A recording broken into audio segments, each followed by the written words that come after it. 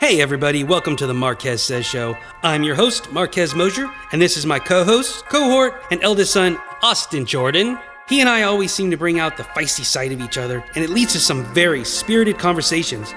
There's never really any one topic. We see the world from many different perspectives, and sometimes we agree, and sometimes we don't.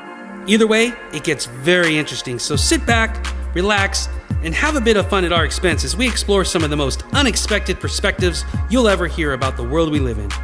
So, let's get started. Hey everybody, welcome to the Marquez Says Show. This is Marquez, your host, and with me is my co-host, cohort, co-conspirator, Chevy Chase. Oh, really? Why would you? He doesn't have a very good reputation. Why go with him? Wait, are we talking about the Hispanic freedom fighter? I don't even know what to say with that because I honestly don't think I feel like we almost need to start over, like it's too much. No, we're going for it. And to finish this off. No, because I'm the white man that said it. We definitely have to start over. No. We are definitely not starting over. We're going through with it. Don't worry about it. I have an album coming out, and you're trying to get me canceled by all four people. The four people that listen to this Wait, hold on, let me finish this. The four people that listen to this are probably the only four people that would listen to the album. You're literally just demolishing my demographic. Your grandma will still listen.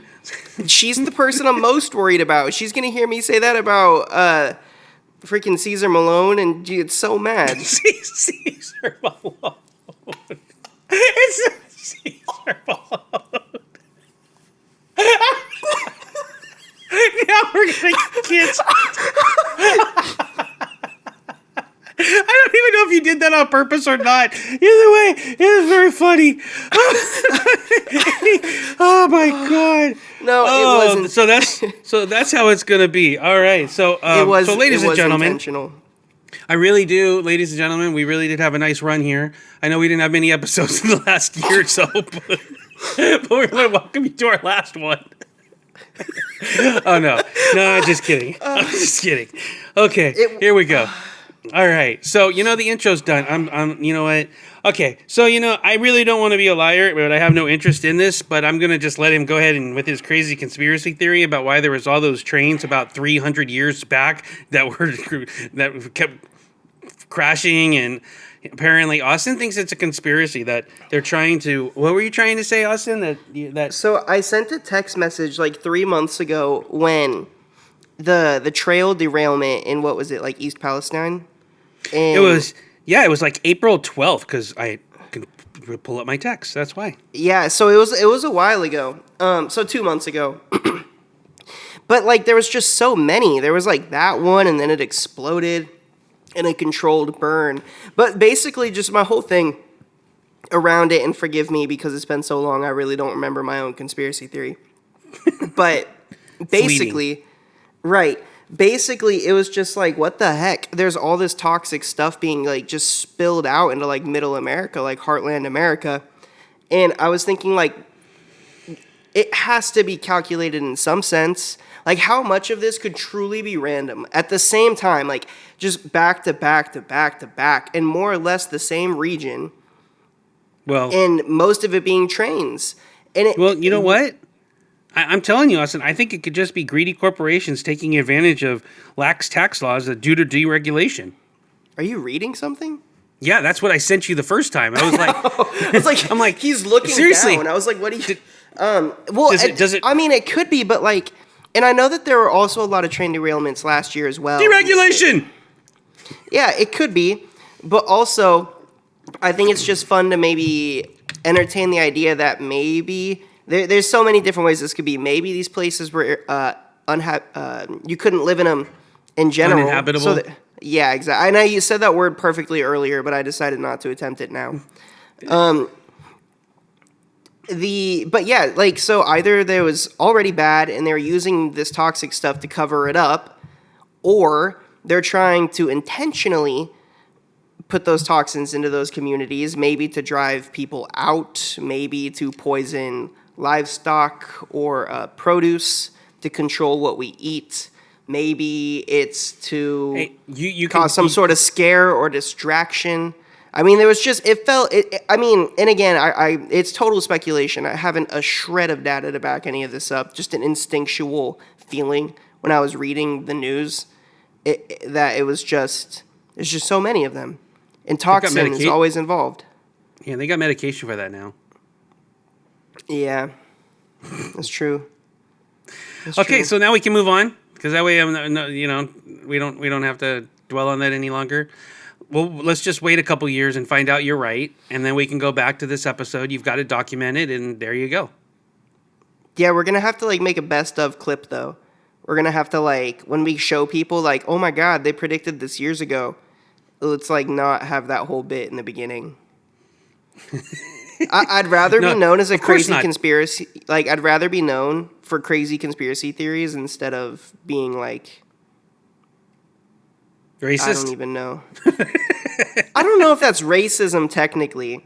And I have some Hispanic in me, so I say it in jest. I think it's clearly it's definitely a joke. In jest. Definitely. I don't think it could be construed in any other way at all. Mr. They might be Caesar Malone's or Caesar. Yeah, I was gonna say they might say Caesar Malone's not even his actual name, but yeah. Yeah, well, it's cool. Chemical, it's chemical. Yeah. Mm-hmm. My bad, Chemical Romance. Oh, yeah. Okay. Anyway, so as far as today's topics go, we don't have a set topic. I think I do actually have one topic that we can start with, and then if that fills it up, great, and where it goes. But originally I was just going to flip through the top news and kind of comment on them, but one of the top news items is AI. I'd love to hear your perspective, opinion on is AI, is it Terminator, is it iRobot, is it WALL-E? What's it going to be? What are we going to be served, or are we going to get served? Bars. Next topic. What? No, okay, so actually talking about that, I think that AI is really interesting because I think that all this talk about it taking over the world and being some Skynet stuff, I think that that's pretty overblown because we could just unplug a computer. But I think that it's really cool in the sense, though, that it gives a ton of opportunity in a music-facing world to do so much. I mean, a really, really, really old song that was recorded on one microphone. You could theoretically use AI, feed it certain algorithms to then make a separate track for each one of those instruments. So if it's this big band recording that they used very minimal recording techniques, all of a sudden now we can run it through those AIs, have 40 different instruments, and do a version, a mix of that song that would have never been possible back then. So we can get these performances. And so I think it's really cool. Same thing.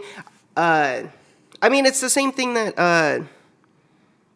Paul McCartney and Ringo are doing with the new Beatles song that's coming out. With a John Lennon demo. They're using AI to separate it.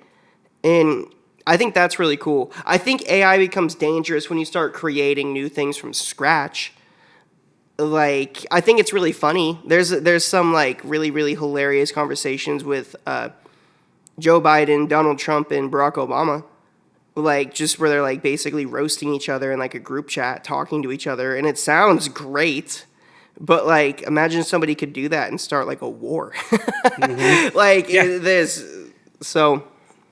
Well, me being the eternal optimist, I have faith in humanity that, all the times before, humanity will somehow figure out a way and handle it. But well, you know what's going to get the. Oh, sorry. Go ahead. I was going to say it's a blind optimism, so we'll see if it actually turns out. Mm-hmm. You know what's going to be one of the driving forces for the escalation in the how much bigger and better this technology gets and how quickly it scales? Yeah, porn and video games. Yep, exactly. It's always what it's been with every technology, Yep. especially at least recent technologies. It's always wherever those two go, that's where the technology goes. Right, and that's dangerous. I feel like AI and porn can be particularly dangerous because you could start melding real world stuff with fake things, and that's, I mean, a ridiculous invasion of privacy. Which is another threat and danger of AI. So, yeah, interesting. It's an interesting topic. I think that the technology is really cool. I think that it'll be interesting to see where it goes, but I also don't trust humanity with it, if that makes sense. I don't know. It'll just be interesting to see what happens. I think in the next couple of years we will know how it's going to shape up. But then again, they've sounded this alarm about many things, and while it may have eventually come to fruition, it usually takes longer than they think. So Yeah. we'll see. Okay, so here's a couple of different things that I was looking at as I'm going through. Top stories. You have any comments on the former president and his indictment regarding highly classified, sensitive materials? Is there really anything to say? I mean, apparently there is, but... I mean, good. That's all I have to say. I mean, I agree, because I look at it, how are people still not looking at this going... Somebody actually, I think this was probably the best summing up of, if you're trying to convince someone, quote unquote, trying to convince them as to it's not some sort of deep state attack, blah, blah, blah, blah, blah, is that you have a former president of the United States with almost unlimited resources, or at least very large resources, who protests his innocence, to anyone who will listen, and he can't get a lawyer, even greedy attention media whore lawyers, to represent him. Right, yeah. Well, and then not to mention, like, they talk about this, like, conspiracy ploy. If anything, I would almost say the conspiracy is in Donald Trump's favor, and that he's doing all this to win, and then come out and win these legal battles, and then be the top prospective candidate. Because the conspiracy theories against him don't even make sense. Like, the whole thing about, like, the judge he appointed, like, in a state that he supposedly has sway in. Like, all this stuff. Like, and he's being held accountable for an act that he signed into legislature. Exactly. Like, it's not, like, if anything, again, I wouldn't, the conspiracy theory, I believe, is that he's doing all this to make it look like he overcomes this mountain of obstacles, somehow wins, and then he, of course, would be the top prospect. If he somehow comes through these legal battles unscathed, this dude's the next president again. He's definitely going to win. He comes through, if it is a conspiracy. Yeah, I see where you're coming from. I don't agree with he'll be president again, because there's just not enough people that like him in the general election. But you're right, to just put a bookend on that. The conspiracy, he doesn't think he can lose, because he never has actually. Well, he has, but it's just usually monetary. But with all of these indictments and everything that's going to happen, he's never ever come up against an adversary like the United States of America, like the government, United States government. So he's not thinking clearly as to what truly can happen with what's going to happen. Because guess what? He really is going to lose. I mean, he's going to have probably 4 indictments. He's already lost 1 lawsuit. And the conspiracy, it's not actually even a conspiracy. It's the fact that he could have just given everything back and avoided all of this. But he didn't want to, because it looks good. He can raise money off of it. All that other stuff to his base. Mm-hmm. And I just don't understand the thinking of the Republican Party. Actually, we're gonna take a short break, and then when we come back, I'm gonna explain my theory as to why the Republicans have got this all wrong. They just it's going to blow your mind. So hold on. We will be back on the other side.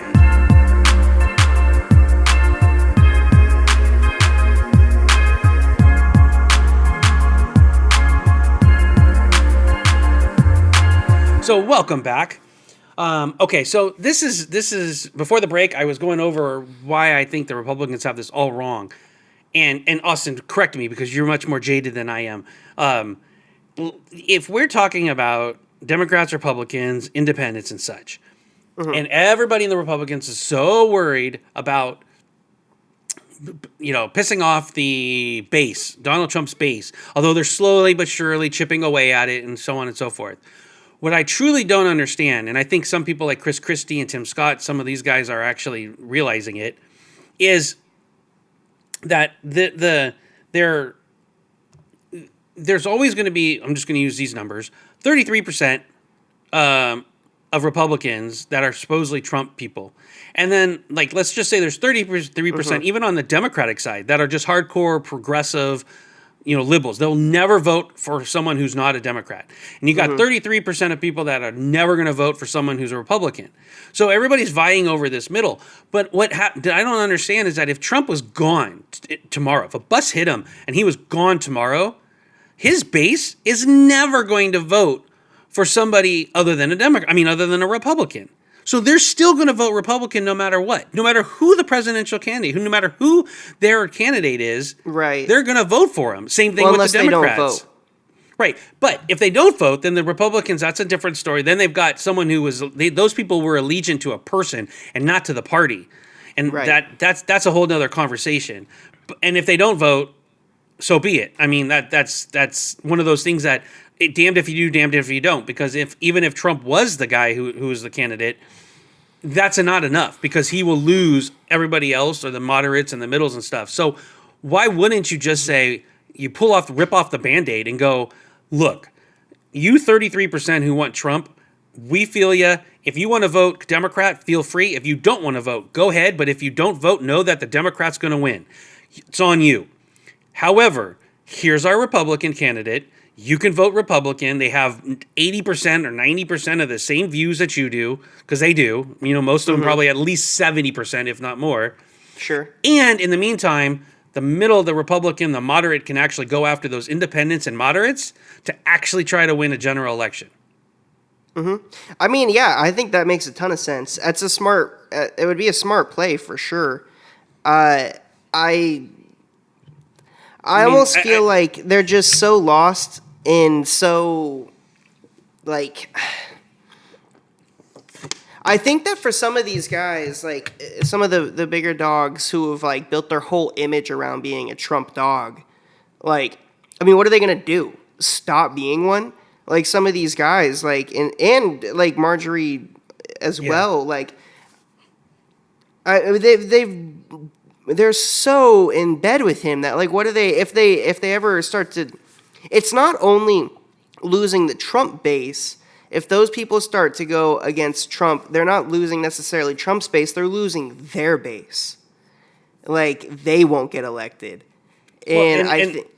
Yeah, you're right. And that at a local level or the state level or even the congressional level, the national level, you are right about that. But the Republicans are not being well served by Marjorie Taylor Greene or Lauren Boebert. No, but it doesn't matter. They're not. So that's what I mean. So they're going to have to face this sooner or later. I mean, it's inevitable. So it's ridiculous. They're going to lose another. Only if they're going to lose another. Good. No, I was going to say, but only if their constituents change their mind. Because, for some of these smaller players, not the president, what do they care? They don't care if Trump gets elected or not. They want to get elected. So they're going to continue to cater to their base, who is also the Trump base. They get to stay in office and continue doing their thing. Oh, that's fine. I mean, I don't like it. I don't mean that's fine in the sense of, hey, yeah, that's great. But why there's no motivation whatsoever for the lower level ones. Right, but the Republican Party, the down ticket, they also know, though, that the down ticket in the national elections gets hurt when it's Trump. Or even the races were close. I mean, Boebert's race was close. I don't know about Marjorie Taylor. I don't know about MTG's. I don't know how close it was. So it's coming to an end. How soon that is, I don't know. But That leads me to another issue or another thing that we've talked about before with some of the similarities of going back to the age of the 60s and so on and so forth. If you literally could take political speeches during the late 50s and 60s and the civil rights movement about segregation, take out the word segregation, stick in the word woke, and it's the same damn thing. Oh, yeah, for sure. Especially with people like DeSantis. Like, it is the same. Yes, absolutely. I'm so tired of listening to him talk. Every time he opens his mouth, it's just like, at least Trump was entertaining. Like, Well, that's his point. That's his whole shtick, is that, hey, I don't have the baggage, you know? Yeah, but Trump's funny to listen to. I don't agree with pretty much anything that dude ever says or does, but I can listen to a Trump speech because it's funny. Yeah. Like, I can't listen to, like, DeSantis. That dude is just, boring. Like, no charisma. Yeah, just, like, such a personality suck. Like, and I can't wait for the mouse to take him down. I can't wait for the, like, because he's not going to win. Like, I honestly think a corporation like Disney, it's not going to happen. No, like, I think overall, what is going to end up happening is, for the Republicans in general, is that this will be the election. They'll lose the presidential election again. They might even lose the House and Senate again. And I think it'll between now or this election and the next 4 years is when things will start to finally turn around, just like they did. Ironically enough, as we're talking, or coincidentally enough, that we're talking about like the 60s and segregation, that will just it will happen. I mean, we will march forward. I thought about when that hit me about like hearing George Wallace saying segregation now or segregation today, segregation or tomorrow, segregation forever. It was exactly me literally saying, no woke now, no woke tomorrow, no woke forever. And it was just like, it was eerie going, my God, all they do is culture wars. And they just take the idea of woke. I had your grandma asking me like, so what exactly is woke? And I'm like, okay, well, originally it was a black concept of da-da-da-da-da-da-da, things of that sort. And then and then it became kind of more of a, hey, this is a progressive thing that is just, inclusivity, bringing people together, da-da-da-da-da. And then it got hijacked, basically because they took it over saying, oh, look at those crazy liberals again. And I don't think she was very happy with me, but I literally pointed out and went, remember that whole hippie kind of fight the man and either I'm blanking on the establishment. Mm-hmm. You lost. All you hippies out there, everybody, all those the love childs and everything, y'all lost. You just did. Then this is what happened. Because y'all lost, we're sitting here with all the baby boomers in power that are doing this, or their children, or their offspring. You know what I mean? And it's you may not like hearing that, but it's the truth. That's what happened. That war, that culture war from the 60s, has finally been set to rest, and the establishment won. And here we are dealing with it now. Instead of segregation, now you've got woke. Now you've got anti-LGBTQ. Now you've got and we're dealing with it all over again, and it's really annoying. And I can't wait for Gen Z and millennials to team up with Gen X and take it all down. Unless millennials turn into the oppressive party and start to become more less left. If they get older and start being like, you know what, actually some of this is pushing too far, and then pull the reins in. Yeah, we'll see. We'll let that play out. I think. I mean, I don't necessarily think that's going to happen. I do think you're right, and that we're trending in that direction. And more so because I think people just don't care as much. I think people are becoming more apathetic. Like, I think that a lot of these far-right type views are just going to kind of die out, like what you said with the older generation, because anybody under 40, unless they're, like, very conservative, they don't give a fuck. Like, No, it just well, doesn't it's one impact of- their life. Like, it's Yeah. just not that important. It's almost like apathy can be used actually for good, because you'll have Yeah, those who are trying to sure. move things forward and be progressive, and maybe too much. I mean, let's be honest, extremes can almost always be bad on both Yeah. sides. But on Yeah, the other absolutely. hand, you won't have the obstacles necessarily to stop it, because that'll happen. Yeah, Okay, no, so totally.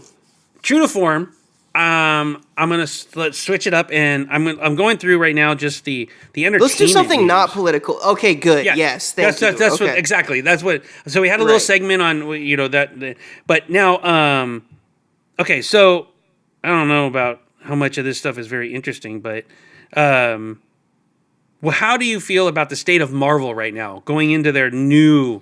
Bored. Bored. I'm so bored of Marvel movies. Like, and this, I love the MCU. Love the MCU. We'll always have love for the MCU. We'll check out what the Marvel Universe puts out every time. But I'm bored. Every time I go to see a movie, I'm like, dang, I feel like I've seen this before, or I just have no interest. I thought that Wakanda Forever was very good. I really liked Wakanda Forever. But that's like, And I've heard Flash is DC, but not Marvel. But Yeah. So this is actually where maybe DC might actually be able to step up, fill a void. yes. Okay, so now we're talking interesting. So DC is absolutely in a position where they can have a dominant market share here because they have their core roster available to them. Marvel, continuing their same stream, they do not have Chris Evans Captain America. They do not have Robert Downey Jr. Iron Man. All the original Avengers. They're pretty much gone. But the DC universe will have a new Superman. Will have a new Batman. Will have a new Justice League. All their marquee players are back on the table.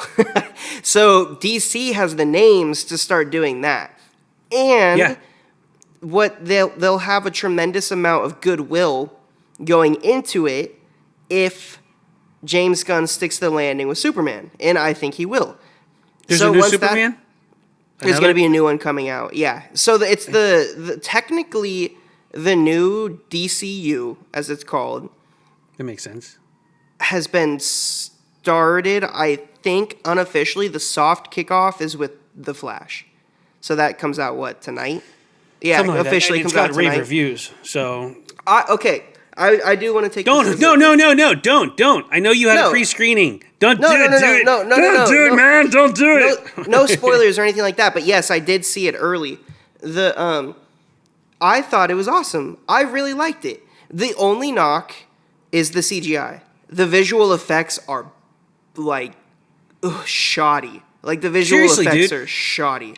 Okay, I know that's not any spoilers, but you're obviously painting pictures for people. Like you're gonna prime their brain to go into it thinking one thing and thinking another thing. Yeah. So just Anyway, stop. Just stop. It's a great movie, but great movie. But yes, but no. Anyway, so DC, they're going into their new thing. In the hard launch of the new DC universe, though, the hard launch as far as movies go, because there's going to be a couple TV shows before the Superman movie, is the Superman movie will be the hard launch of the new DCU. And James Gunn is spearheading the whole thing now. So DC originally did not have its own film studio under Warner Brothers. So Right, Warner okay, Brothers I knew that. Pictures, which is the opposite of Disney. Disney has Marvel Studios is its own thing under the Disney umbrella. It was not that way with DC and Warner Brothers. yeah. So there was a ton of Warner Brothers intervention when there really shouldn't have been. But James Gunn and Peter Safran, Peter Safran, they now have the DC universe studios, DC Studios, under the Warner Brothers umbrella. So it's now mimicking the Marvel and Disney structure. So James Gunn is kind of like the new Kevin Feige. But James Gunn studied under Kevin Feige when he did all the Guardians movies and the consulting and everything for Marvel. So they're in a good position. They're in a very, very, very good position with him at the helm, with their core roster of characters. Like the DC, I think DC will absolutely overtake Marvel in the next 5-10 years. Like they'll be the more dominant player.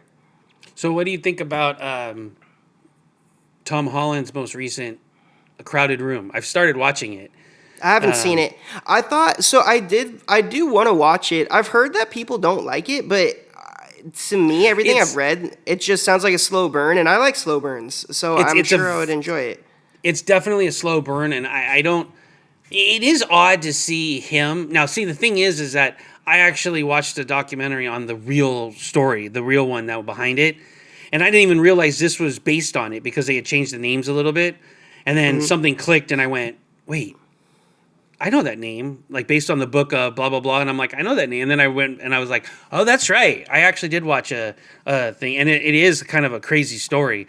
So there's only 3 episodes in at this moment, but yeah, with people saying, I can see why they're looking at it going, oh, he's not doing a very good job, because right now it is kind of, it's not slow, but almost lethargic in the sense of it's got to pick up a little bit here, because it took 3 episodes just to get to the point of, wait, something's off.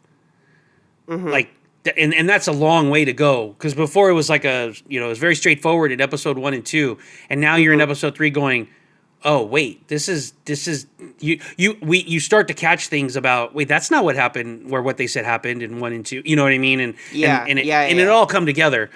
But it's interesting that that's where that's going. The other big thing, 2 other big things in entertainment, and we can either move on or depending on what the conversation takes us, is your boy The Weeknd. I read an article. He ain't gonna be The Weeknd much longer. He wants to start using his real name and shed that persona. Yeah, I read that too. I think that'd be cool. I'd be excited to see him do that. I think that he's been playing this character of The Weeknd for so long. Like, I think people forget when he first came out, people didn't even know what The Weeknd was. They thought it was a band. They didn't realize it was one person because he was always out of the limelight. He didn't do videos, didn't do pictures. Nobody knew who he was. He was mysterious. And he's been doing that Weeknd character for, like, in the public eye, pop music and all that stuff for, like, since well over a decade. Really. Yeah, exactly. I was gonna say, it's been over a decade, so. So I think for him, he's probably just kind of wanting to try other things. And we're seeing with him acting now, and he co-wrote this new show that's on HBO. It should be interesting. Because he's very, very talented. He really is. But yeah, I'm excited. I really like The Weeknd. Abel as a person, the Weeknd's real name, seems really cool. Like, he seems like a cool person. He seems talented. He seems nice. He's best friends with Jim Carrey, which is awesome. So. That's actually a very good mentor at this point with what Jim Carrey's gone through. So yeah. So I mean, I would be excited to see if he does actually do it. So in the last bit, I was thinking of, as far as like what's kind of hit video streaming and kind of the top of mind as far as entertainment is. Did you ever see the new Avatar? No, and to be honest, it's not on my list. Me neither. I'm not a. The first one was like okay, and I cannot get behind it. I just can't. I'm sure that it's a very impressive movie. I'm sure, but I don't have any. I do not care about those characters a single bit, like at all. And that's not a slight. I don't mean it as a diss. No. James Cameron is a visionary. I just don't care about the characters. I really don't. So I'm not going to watch it unless somebody else is like, hey, I really want to watch this with you. Do you realize that they're planning on making 3 more? Oh, yeah. And they're going to be like it's going to take well over 10 years for the last one to hit theaters. Well over. Yeah, what I heard, okay, this is the headline, was that 2031. That is Avatar 5 postponement to 2031. And Zoe Saldana was commenting going, ha, great. Yeah. I'm going to be 53 years old when the last one is released. It's not coming out in 2031. There's no way. These movies are perpetually pushed back. Like, yeah, that's true. Like, it's just going to continue and continue and continue. And I'm honestly surprised that James Cameron is. I mean, props to him, and I'm glad he's so invested in these people. He clearly has love for it, which is nice. I do appreciate that, and I do think it's kind of interesting. Avatar is original. It's Pocahontas with blue people, but more or less the franchise and everything Yeah. It's original. Like, so for the fact that this is like one of the most dominant franchises of all time, if not the most dominant franchise of all time, is pretty cool. I mean, that's pretty impressive. Like, I mean, no matter how you shake it, I just do not care. I just do not care. No, I agree. I agree. It's yeah, I totally agree with that. What was I gonna say? I'm debating between which ones to go back and forth. I remembered. I didn't know if I got your opinion on why the whales are knocking over boats. Because they've had it with our shit. We suck. It's simple. I mean, there's so many different theories about like what exactly. I mean, it's robin season. It's hot. It's hot outside. It's robin season. They're out here trying to get their bag. Like we're doing the same thing on land. Wow, really? That's what you went with? Mm-hmm. And I'm sticking with it. Next question. Yeah, I think so. I think we definitely need to move on with that one because what the hell? Jeez, that was just man. You have to go through this list and you definitely get to the one and you go, yeah, that was bad. Okay, that was the best answer so far. Really? You think so? Yeah, okay. Saying whales are in robin season. Saying that whales are in robin season is objectively hilarious. You're welcome. Objectively, well, I hear racist overtones to it, but I'm not sure. What? How? I don't even want to get in there because like now work colleagues are watching these. I'm definitely getting fired. Like I'm not looking forward to it. If you listen to the intro for the show, I mean, come on, Austin. That's my point. That's what I'm saying. I am definitely getting fired after the release of this episode. And I'm not happy about it. That's hilarious. I pick one episode to do jokes, and it happens to be the one after work people start paying attention to it. You'll be fine. You'll be fine. Okay, so here's the last one that's kind of technology-driven kind of stuff. It's actually a general question.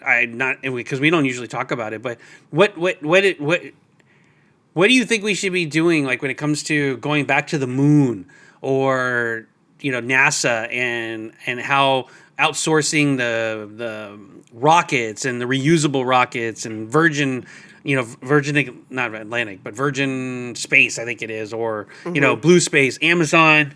I think actually Virgin went bankrupt, so there's still Blue, which is Bezos, and then of course you've got Musk's with SpaceX. Is it a good thing that they're keeping Musk away from it? Because if he does anything like he did with Twitter, that would be the end of that.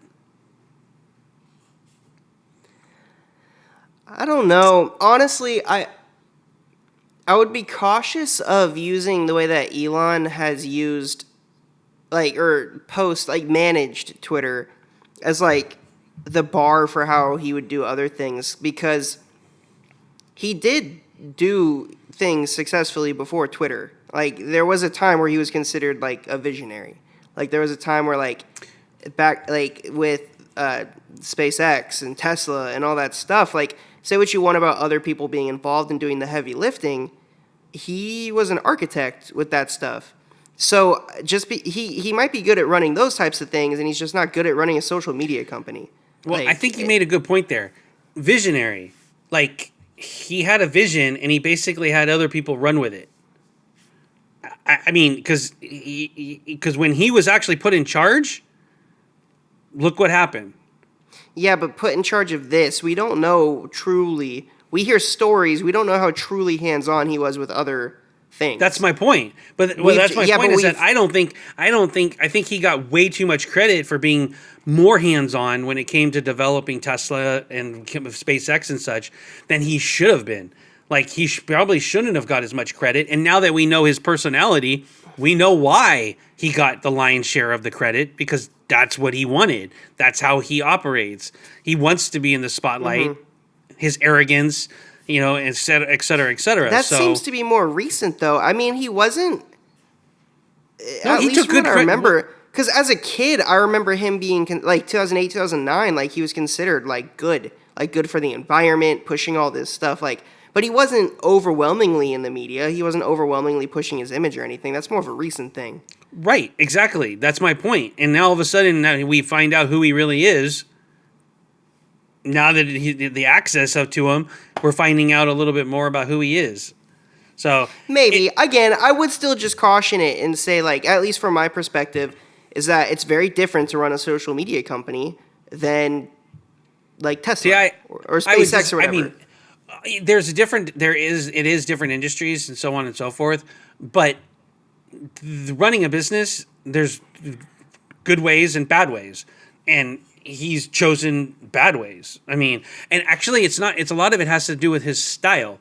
So if he had people that were able to actually, obviously there was many more layers with Tesla and SpaceX and some of those ones to buffer him in his decisions and things that he had to do. Yeah. Whereas with Twitter, he has much more free reign to do what he wants to do, and what he wants to do is. It's not as serious to him. I don't think he takes Twitter seriously pretty much at all. Like, I don't think he's all that invested. I think he's only really doing it because he realizes it looks dumb that he made this bid, wanted to get out of it, and realized he was buying something that was negative money for $44 billion. Yeah, no, I think that's part of it. But he's also doing a lot of damage and adding to it. One, he doesn't seem to care about the damage he's doing. And two, he's actually adding to that damage that he doesn't care about that's happening. So that part is where it's kind of like, okay, well, sure, you made a mistake and now you're doubling down on it. That's not right. That's just not a good way of operating life, business, personal, anything. You know what I mean? Yeah. Well, unless he's got some other motive. I don't know. Maybe he's got another plan. I'm not saying he does or I believe he does, but maybe. I don't know. Maybe he's purposely trying to make it look that way. I don't think so. It would be great, but I mean, at some point you kind of go, this is hurting his other things. And I think that's got to play a part in it. Sure. Yeah, I think so. Definitely. I also think that it's very possible that he just became so big and so egotistical that it's just not the same Elon that maybe would have handled this 15, 20 years ago. That's true. Which is even worse because that means he's almost getting poisoned by the exact thing that he's using to destroy other things. Yeah, but I don't know Elon Musk. I don't know him. I don't really know his presence. I don't really know what he's done. I don't really know anything about him. It's pure speculation. It's not pure speculation. And yes, we do know him because of social media. I mean, unless you're going to assume that he's putting on a character, like full-on character with what he's presenting to the world. Most people on social media are. I would say most people on social media are presenting a character. And I don't even know what he's doing on social media, really. I only hear occasionally some like viral tweet or whatever. But I don't even think I could name 5 things that Elon Musk has been involved in. Like I just like projects. I don't know nothing about. Well, it's not projects. Dude. That's good then. Stay away from him. That's a good thing. Not my monkey, not my circus. That's what I always say. Perfect. And with that, I think that's a good spot to wrap things up. So do you have any conspiracy theories for us for next episode? My cat's an alien. Oh, that's a good one. Mm-hmm. Cats as aliens. I like it. No, not all cats. No, not all cats. My cat. Your cat. Yes, wow. And maybe a few others out there. I'm not so conceited to believe that there couldn't be other cat aliens. With all of the different planets in the world, there could be a whole species. I mean, a whole thing of just cats, and yours is the one that's settling in. I feel bad, unfortunately, if they're trying to use you as a demographic for the whole world. That's a sad state of affairs. I think that Theo was just like chilling, like flying around, and then she was like, wait a minute, this guy is going to give me everything I've ever possibly wanted, and I can manipulate him for the rest of time. So that was the motivation there. This is the theory that they have the technology to fly from wherever they are, and that all they really want is just to be a house cat. Well, maybe they didn't fly. Maybe there is some other thing. Like maybe on their planet, they're born, and if something happens, they just magically appear on another planet. Like reincarnation? Maybe. Or maybe it's like a teleportation. Maybe Wow, it's I don't know. This is gonna be interesting then. Next Who knows? next episode.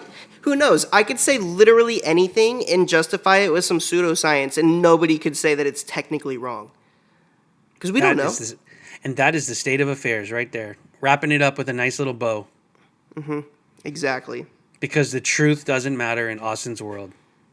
Perspective is everything. Yes, it is. I don't believe you. I don't believe you. So therefore, it's not true. And because of that, my cat could be an alien that teleported from another planet. And that is exactly why we are where we are in society, ladies and gentlemen. I'm so glad Austin was able to illuminate that and be able to frame it in a way that hopefully you understand. Yes. And on that upbeat, cheery note, all right. Until next time, think more, care more, live more. And remember, you can change your life. You can change the world one decision at a time. Good to go, Austin. Chicka chicka.